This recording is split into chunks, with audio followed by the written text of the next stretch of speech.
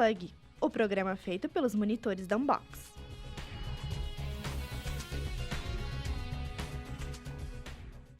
Olá pessoal, muito bom encontrar vocês mais uma vez aqui na Plug Rádio USCS. Sejam todos muito bem-vindos e bem-vindas. Essa é a edição da Unplug dessa sexta-feira, 29 de março de 2024. Eu sou Gabriel Briante. Eu sou Amanda Mila e fiquem ligados nas notícias da semana, esporte, giro USCS e muitas dicas culturais para que vocês possam aproveitar esse fim de semana. Criminalidade cai no grande ABC no primeiro bimestre desse ano na comparação com o mesmo período do ano passado. Aluno do curso de marketing da USCS está na etapa final da Copa do Mundo de Ginástica Artística de 2024. Quer saber como é o curso de Jogos Digitais da nossa universidade? Confira todos os detalhes no Giro USCS. Entrevista com gestora de pedagogia Rose Verrone traz informações sobre a palestra a respeito das provas avaliativas no Em Pauta. Entre este final de semana e o dia 8 de abril, Santo André comemora seu aniversário com vários eventos e apresentações musicais no Paço. Fiquem com a gente, o Unplug está só começando.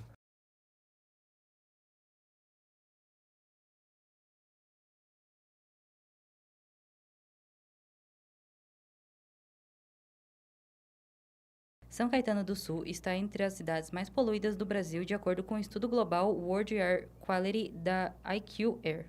Os níveis de partícula de sujeira no ar excedem em 3 vezes os parâmetros recomendados pela OMS e são uma realidade preocupante para os habitantes. Esse cenário é resultado direto da verticalização imobiliária e do aumento da frota de veículos. São Caetano está situada entre morros e entre avenidas, muito movimentadas como a Avenida dos Estados e a rodovia Anchieta, enfrentando desafios de mobilidade que contribuem para a concentração de poluentes atmosféricos. Os impactos à saúde são problemas respiratórios e agravamento de condições como a rinite. Por isso, a proposta de implementar um programa de arborização urbana surge como uma solução potencial para ajudar a filtrar os poluentes do ar e melhorar a qualidade de vida dos residentes de São Caetano do Sul. De acordo com o levantamento, no Brasil, a cidade mais poluída é Guarulhos e a terceira é Rio Claro. Criminalidade no Grande ABC cai em fevereiro deste ano na comparação com meses anteriores. Os dados são da Secretaria de Segurança Pública do Estado de São Paulo. Segundo a entidade, a região do ABC apresenta redução no número de mortes violentas, roubos, em caso de furtos e na recepção de cargas. Diadema foi a cidade que registrou a maior queda de mortes violentas. Foram 5 assassinatos entre janeiro e fevereiro do ano passado, contra 2 casos nos 2 primeiros meses desse ano. Nas demais cidades, o recuo de mortes violentas foi bem mais sutil. Mauá teve 5 casos nos primeiros meses de 2023 e 4 neste ano. Já Rio Grande da Serra e Santo André apresentaram exatamente o mesmo número de registros de homicídios nos 2 períodos, 8 no ano passado e 1 caso neste ano. São Bernardo reduziu de 9 para 7 casos no comparativo dos 2 primeiros bimestres de cada ano. Em compensação, São Caetano e Ribeirão Pires foram os únicos municípios do ABC que tiveram mais homicídios registrados em 2024 do que em 2023. São Bernardo do Campo ganhou no domingo a ciclovia e pista de caminhada da Avenida Prestes Maia, no centro. O ato oficial foi realizado com pedalada, corrida de lazer e cão-minhada, uma corrida na qual o tutor é acompanhado pelo cão de estimação. A ciclovia tem 1,5 km de extensão e amplia o circuito de ciclovias do município. A formatação do novo percurso da Prestes Maia, que vai da rua Santa Filomena até Tiradentes, custou R$ 5 milhões. O pacote inclui intervenções no traçado, como a adequação no canteiro central, com a execução de guias e sarjetas, a implementação de área de convívio com acessibilidade, sinalização, pontos de estacionamento para bicicletas, colocação de guarda-copo e novo paisagismo. Imagine uma inteligência artificial criada para garantir a segurança de operações bancárias. Tudo corre bem, até que, em determinado momento, a AI ganha autonomia e assume o controle de todos os sistemas financeiros do banco que deveria proteger. Esse é o roteiro que guiou os desafios na competição promovida em março pela Rede Nacional de Pesquisa no Senai, Paulo Antônio Scaff, em São Caetano. Chamado Capture the Flag, ou Pegue a Bandeira, o evento reuniu 500 participantes online e mais 21 presencialmente, no Senai Sul São Caetanense. Participaram estudantes tanto do ensino médio como da graduação e pós-graduação, com conhecimento prévio em computação e cibersegurança. Foram 6 horas de competição em um ambiente de simulação, com falhas e vulnerabilidades a serem descobertas e corrigidas. Vale destacar que o Capture the Flag faz parte do programa Hackers do Bem, programa que visa formar profissionais de cibersegurança e que é executado pela Rede Nacional de Ensino e Pesquisa em parceria com o Senai e com recursos do Ministério da Ciência, Tecnologia e Inovações. Cultura. Se liga na dica. No Girusques de hoje, você descobre várias curiosidades sobre o curso de Jogos Digitais aqui da USCS, desde a matriz curricular até as áreas de atuação. Para trazer todos os detalhes sobre o tema, chamamos agora a nossa colega Victoria Vaz. Olá, Vaz. Bem-vinda ao Unplug. Obrigada, meu ibriante. A procura pelo curso de Jogos Digitais vem crescendo muito ao longo dos anos. Os jovens que gostavam de jogar quando crianças viram uma oportunidade de criar um mundo ideal dentro dos videogames. Para conversar um pouco sobre o curso de Jogos Digitais, está aqui ao meu lado Luciano Souza, professor aqui da ICRIA e gestor dos cursos de Produção Audiovisual e Jogos Digitais. Seja bem-vindo ao Girusques, professor. Obrigado, Vitória. Obrigado pelo convite. Professor, para começar, o curso de Tecnólogo em Jogos Digitais é recente na USCS e auxilia no desenvolvimento de quais habilidades? O curso de jogos, principalmente na parte da parte criativa, né? Que os cursos de jogos se dividem em duas grandes vertentes, né? Programação e a parte criativa. Aqui na USCS a gente trabalha mais com a parte criativa, então o curso é 70%, 60%, 70% mais parte criativa do que a parte de programação. A gente tem a parte de programação, que é importante, afinal o jogo precisa rodar, não tem como, mas o foco do curso realmente é a área mais criativa, a área do design, né? Então a gente tem a questão da modelagem, do 3D muito forte, do desenho, então a gente pega muito mais por essa área. Então essas habilidades são as que mais são exigidas, lógico, sem deixar de lado a programação, que tem uma carga grande durante o curso, porque é preciso fazer o jogo rodar, não tem como, né? Mas o nosso foco prioritariamente é a parte criativa mesmo. E o campus aqui, Barcelona, onde ele está situado e onde nós estamos, tem vários laboratórios para as aulas práticas, né? Qual que é a importância dessa estrutura para a formação dos alunos? E aí também tem essa parte muito de design, né? Então, auxilia bastante? Sim, os alunos de jogos têm as mesmas vantagens que os alunos do restante da ICRIA, ou seja, o pacote Adobe completo, só que eles trabalham com outros softwares, como por exemplo o Unity, que é um software de programação de jogos, né, usado em jogos que são rodados em PlayStation, Xbox, enfim. O Unity é o que faz essa conexão entre a programação e a parte criativa. A gente utiliza softwares 3D também, como o Cinema 4D, que os alunos já têm licença por conta da Adobe, como o Blender, que é um software que é gratuito. Há uma plataforma de 2D, que é o Godot, que a gente utiliza também para rodar os jogos, né? E fora os estúdios de TV e de áudio, porque invariavelmente o jogo tem cutscenes, que são aquelas partes gravadas, né, que aparecem imagens, que podem ser gravadas ou podem ser montadas em 3D, aí depende do que é o jogo, né? E a parte de áudio que também é feita, que é a parte de sound design, né? Que a gente trabalha também, né? Então, todos os nossos laboratórios de informática, todos têm esses softwares que eu falei, todos possuem nos laboratórios, né? Que bacana! E professor, o que a matriz curricular do curso possibilita em termos de interdisciplinaridade? Então, eles fazem os projetos integrados de extensão, tá?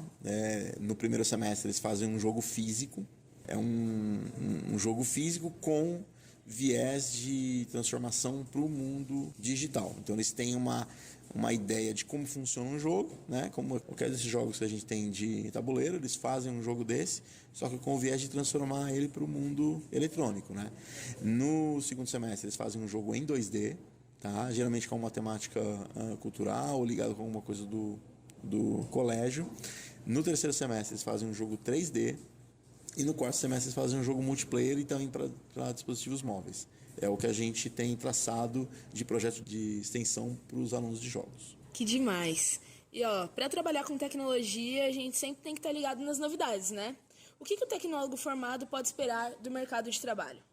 Então, o mercado de games ainda está em crescimento aqui no Brasil. Hoje o Brasil é o maior mercado da América Latina. O maior mercado de games da América Latina é do Brasil. Inclusive, não só de jogadores, mas de empresas que produzem jogos. Muitas vezes as pessoas não sabem, pensam que as empresas são todas de fora do país, mas não, a gente tem muita animação que necessariamente não é que só porque as maiores aparecem no PlayStation, no Xbox, pensando nas plataformas mais utilizadas, mas tem muito jogo para dispositivo móvel, né? Esses jogos que estão no Google Play, enfim, são jogos que muitos são produzidos aqui no Brasil. Há jogos infantis, há empresas que trabalham gamificação dentro da empresa, então há jogos para a empresa, há jogos para escolas. Então tudo isso é mercado que está em crescimento. A gamificação é uma tendência nas empresas grandes, né, que tem bastante hoje.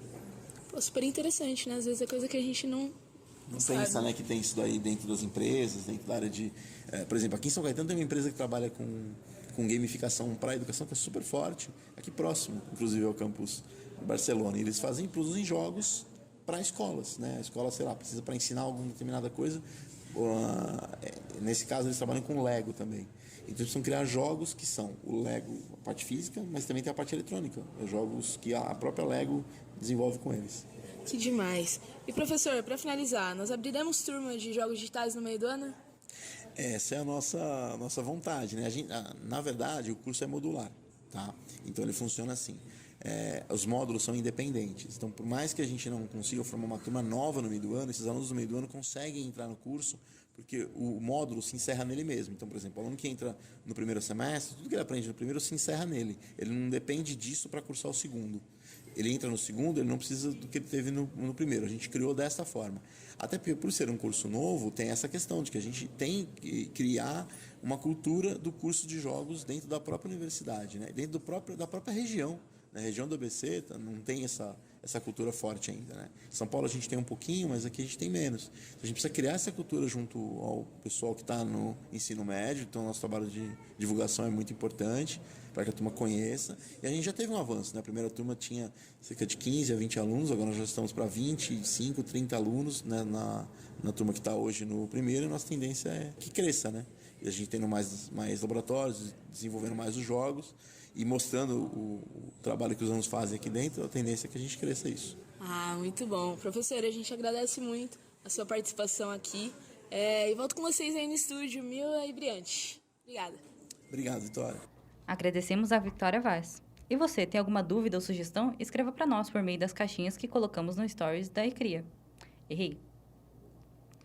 E você, tem alguma dúvida ou sugestão?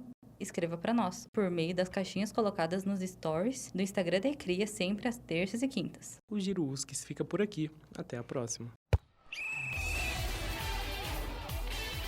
Se liga que agora é a hora dos esportes.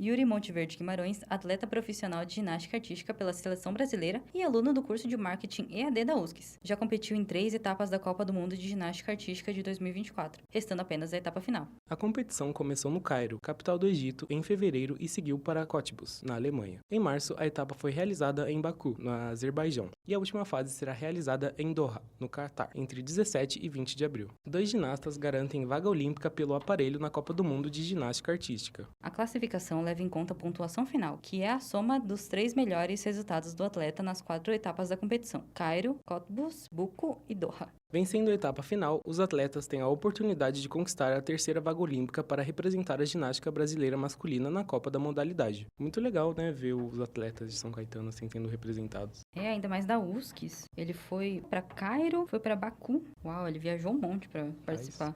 Em meio a muitos talentos existentes no Grande ABC, a atleta de Mauá, Dora Lazzarini, com 61 anos, é atual campeã do circuito nacional na modalidade tiro com arco. Além dos títulos, a arqueira coleciona vários recordes. Atualmente, Dora Lazzarini detém 11 das melhores pontuações entre todas as competidoras do Brasil, e 2 das suas marcas superam resultados atingidos nas categorias masculinas. Este ano, a atleta pretende disputar o Mundial de Tiro com Arco, que será realizado em Foz do Iguaçu, no mês de agosto. Muito legal ver que o pessoal, principalmente da melhor idade, está sendo representado em diversas copas, né? E continua ativo nesse mundo esportivo. Com 61 anos, ela é melhor que muita gente da categoria masculina. A vitória de Carlos Sainz no GP da Austrália no último domingo reacendeu o interesse das equipes no potencial dele para a temporada de 2025. Apesar de não ter contrato renovado com a Ferrari, o piloto espanhol é forte candidato à vaga deixada por Lewis Hamilton, na Mercedes, segundo o próprio chefão da equipe, Toto Wolff. A escuderia alemã assegurou a permanência de George Russell até o final do próximo ano, mas busca um substituto para Hamilton, que fechou com a Ferrari para a temporada do ano que vem. No entanto, Wolff não tem pressa para definir um substituto para o heptacampeão. A equipe alemã enfrenta outros problemas neste momento, como ocorrido no último GP, no qual 2 carros da montadora precisaram abandonar a corrida. A AT de Santo André segue surpreendendo na Liga de Basquete Feminino. Na segunda-feira, as andreenses venceram as donas de casa, o time Unimed Campinas Basquete, por 80-77 e chegaram à 5ª vitória na competição. O jogo foi decidido nos detalhes, já nos instantes finais. O equilíbrio marcou os 4 períodos e não houve distanciamento do placar em nenhum momento. O primeiro e o segundo quartos foram vencidos pela equipe de Campinas.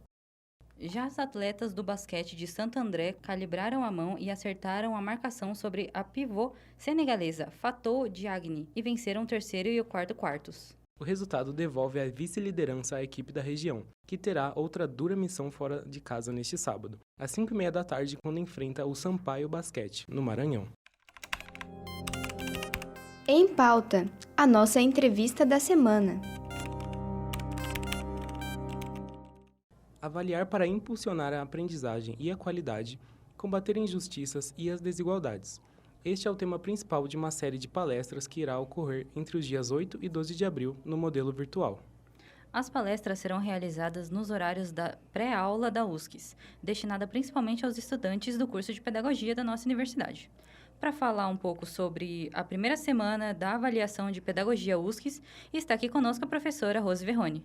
Seja bem-vinda, professora. Obrigada por ter aceito nosso convite para participar do Em Pauta. Eu que agradeço a oportunidade de estar com vocês e poder divulgar esse evento tão importante para o curso de Pedagogia e para todos os interessados do tema. Já começando com isso, essas palestras todas são só para o curso de Pedagogia? Ou outros alunos podem participar também? Internamente, nós vamos centralizar nos cursos de licenciatura. Então, nós temos a pedagogia, a educação física e no modelo à distância a gente tem o curso também de licenciatura em matemática e ciências humanas. Mas também abriremos aí a participação externa para colegas que trabalhem na educação. Até porque nós temos aí os participantes, são pesquisadores que trabalham em escolas. Certamente eles vão divulgar também e a gente então vai transmitir para a comunidade externa. Então o pessoal de outras universidades também pode participar? Poderão, desde que se interessem pelo tema, sim. Entrando nesse tema nessa questão dos temas, cada dia vai ter um tema específico, certo? Eu queria saber um pouco mais qual a importância dessa temática, né, de dividir os dias por cada tema e tudo mais. Bom, a Semana da Avaliação, ela nasceu dentro de uma proposta que o curso de Pedagogia tem de fazer a cada semestre um ciclo de palestras dedicados a assuntos que dizem respeito à prática docente. A avaliação, ela entra naquela tríade de ensinar, avaliar e aprender, né? Então, em parceria com o programa de pós-graduação, nós temos realizado essas semanas. E nós temos, dentro da universidade, o Observatório de Educação do Grande ABC. Esse observatório tem um grupo de pesquisa sobre avaliação. E a avaliação sempre é uma questão bastante polêmica, não só no que diz respeito à prática docente, mas também para os próprios alunos, né? Quem não, um dia já tremeu a perna ao pensar na semana de avaliação, né? Sim. Então, é uma questão que se discute na área de educação há muito tempo e nós teremos aí a felicidade de trazer, dentro desse grande tema, nessa visão de pensar os instrumentos e os critérios de avaliação e a sua aplicabilidade, tendo como referência evitar, minimizar as desigualdades e as injustiças que muitas vezes acontecem nos processos avaliativos, quando os critérios e os instrumentos avaliativos eles não são escolhidos de uma forma adequada e coerente. Então, a cada dia, né, dessa semana toda, nós traremos aí os pesquisadores que se dedicam a um tópico específico sobre o processo de avaliação. Então, começaremos aí com a avaliação no ponto de vista legal. Então, como é que a avaliação da aprendizagem e a institucional, na verdade, a avaliação da educação, porque tem uma diferença, né? Avaliar a educação e avaliar a aprendizagem. Então, os pesquisadores trarão do ponto de vista da legislação. Um outro dia, os instrumentos avaliativos, como instrumentos importantes na gestão da escola pelos diretores. Também a avaliação das escolas de educação infantil, que é a primeira etapa da educação básica, cuja avaliação do desenvolvimento se dá somente por intermédio de registros e não por aplicação de instrumentos e sem medição, só registros, relatórios, que é um grande desafio. E também pensando na avaliação que os professores fazem da aprendizagem dos seus alunos, sempre pensando na questão da qualidade. E o que é a qualidade de ensino? É desenvolver um processo de ensino-aprendizagem de modo que se resulte, de fato, em aprendizagem, né? Então, esse é o foco. Então, a cada noite, nós vamos aí tratar de um pontinho específico dentro dessa prática tão importante que é avaliar a educação e a aprendizagem dos alunos. Você um pouco antes falou sobre a avaliação como um tema de estudiosos. A gente aqui também da comunicação, a gente faz mais trabalho do que prova. Qual que é a diferença, assim, a importância de uma prova avaliativa em comparação a outros métodos de ensino e estudo? Bom, então nós vamos partir do princípio que prova, ela nada mais é do que um instrumento de coleta de dados.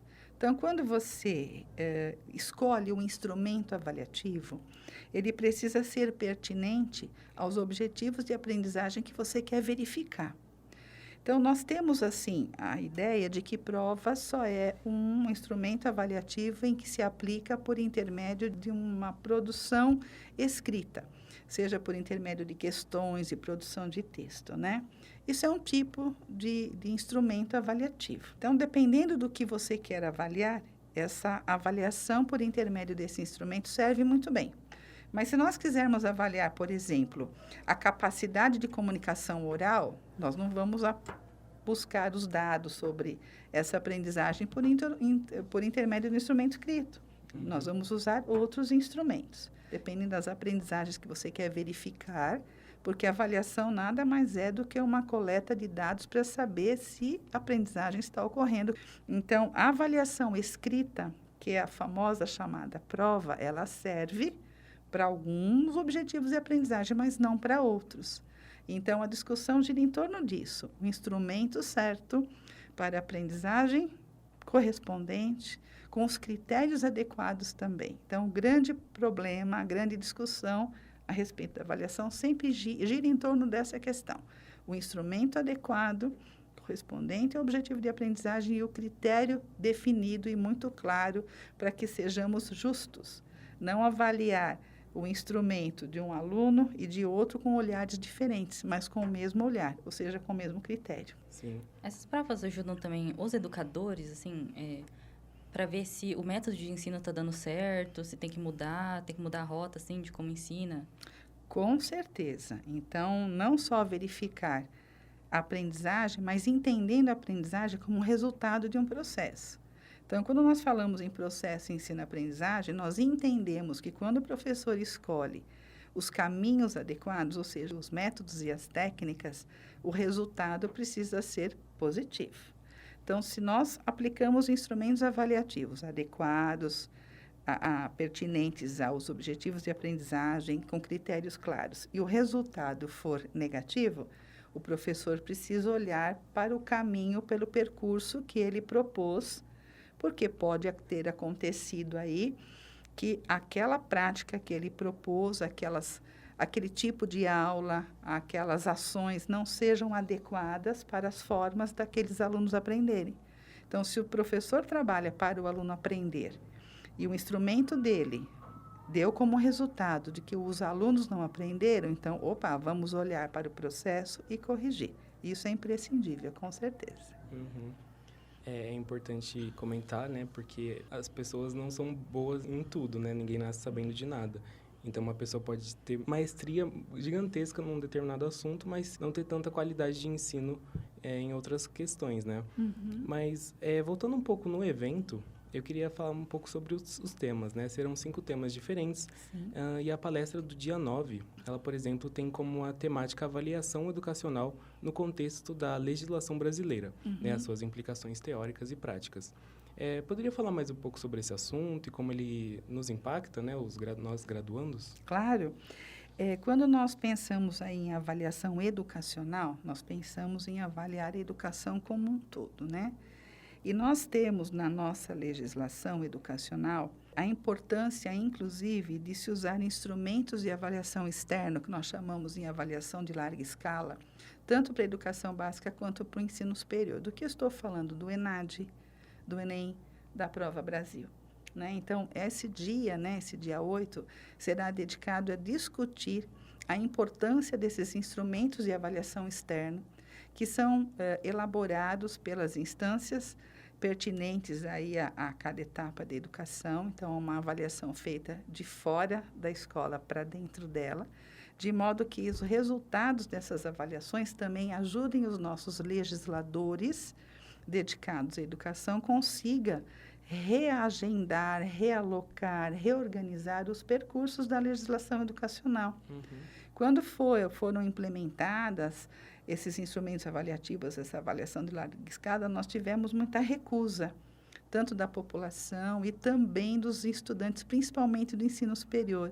Hoje nós já sabemos da importância deles, porque eles vão ser usados, os dados vão ser usados para orientar as políticas educacionais nacionais. E isso tem sido realmente utilizado e muita coisa foi reorganizada no que diz respeito à política educacional a partir dos dados dessas avaliações. Então, a discussão vai caminhar aí para essas reflexões.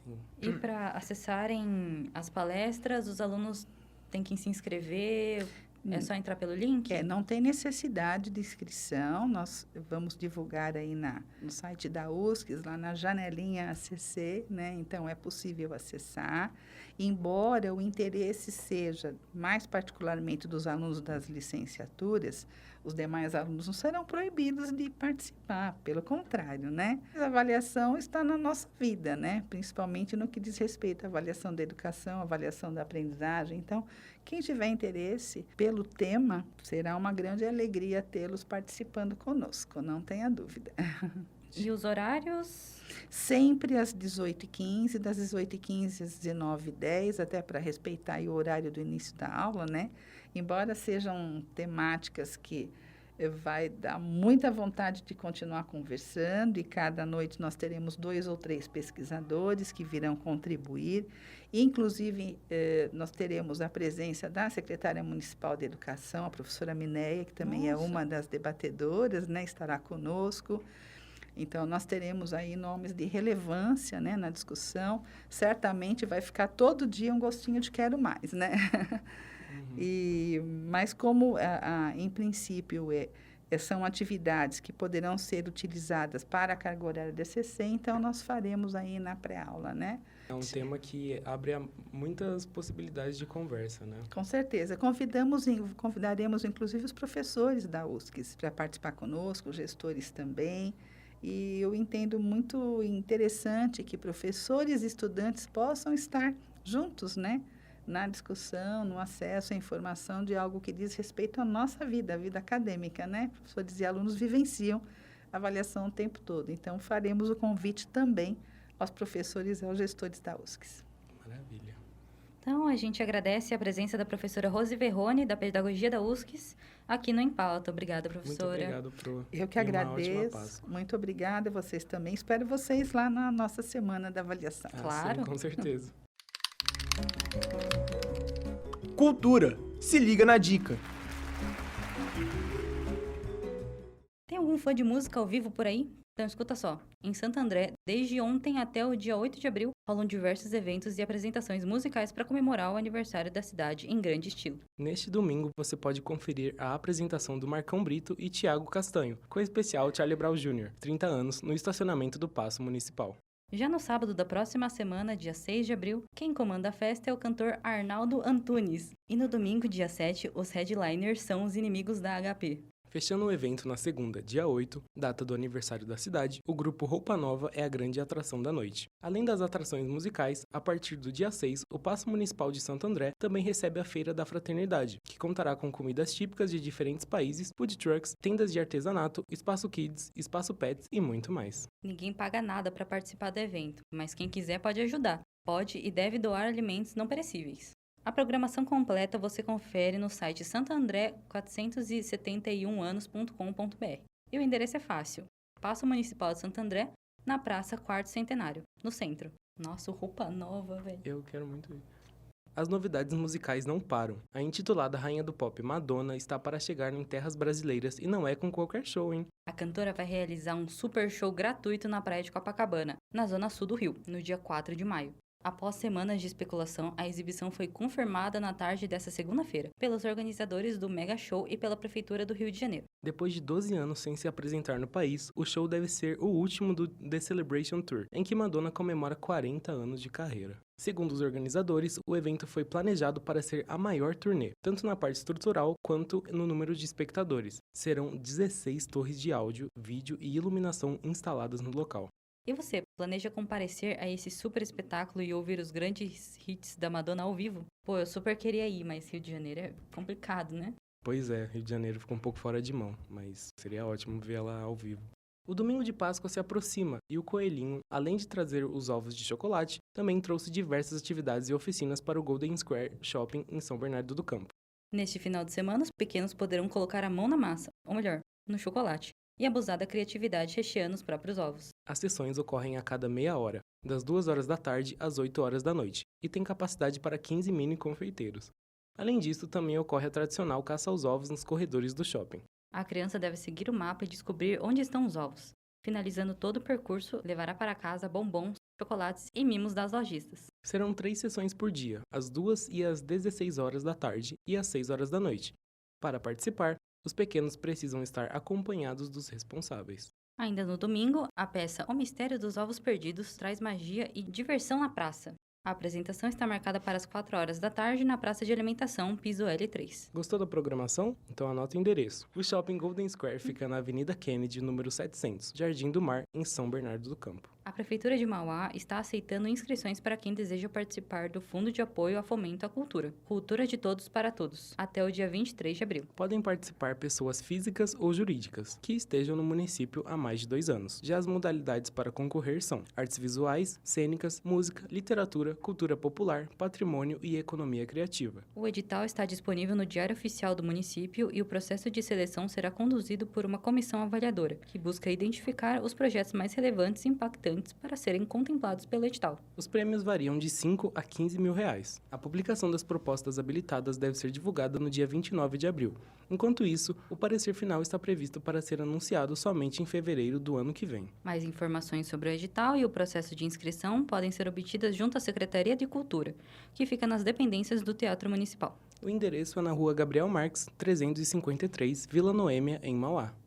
O Unplug fica por aqui, obrigado pela companhia. Eu sou Amanda Mila e desejo um ótimo fim de semana para vocês. E eu sou Gabriel Briante e desejo uma ótima sexta e um excelente final de semana. Esperamos vocês sempre às sextas, às 5 horas da tarde. Estamos no site da Plug Rádio USCS, no Spotify e também no canal do YouTube da nossa rádio. Uma boa Páscoa para todos. Uma boa Páscoa para todos. Até mais. Até mais. O jornaleiro não passou, mas viemos te salvar. Está no ar as notícias da semana.